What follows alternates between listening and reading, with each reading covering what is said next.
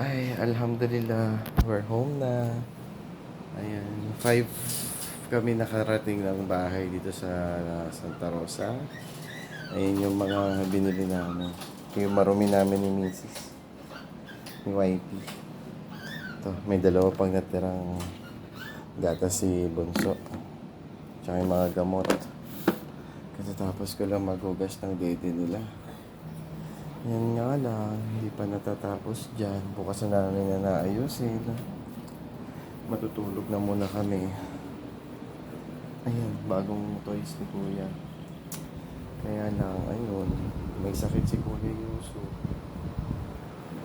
Hindi pa tapos. Ito pa yung damit namin iba. Si Kuya Yuso. Sila.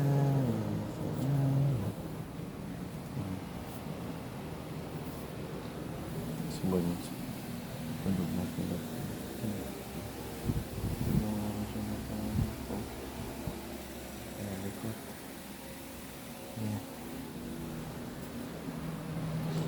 Dito kami matutulog ni Kuya kasi masama ang pakiramdam niya.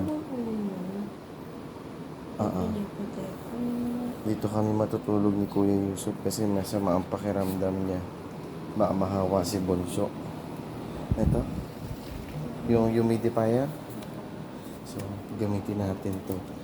Ito, itong humidifier para kay Kuya Yusuf.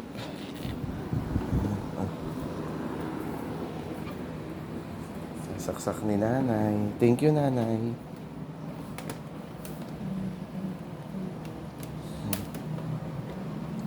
Ay, nako. Alhamdulillah.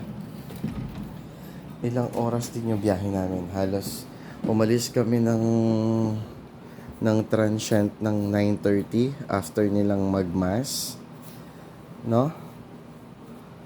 Ayun. Tapos tuloy-tuloy na. Baluarte. Ano pa ba yung pinuntahan natin? Yung meal, Sandons. Ayan. Ang dami din namin pinamili. Ay, naibalot na ni YP yung cornic nila ate. Ayun. Nagagals pa.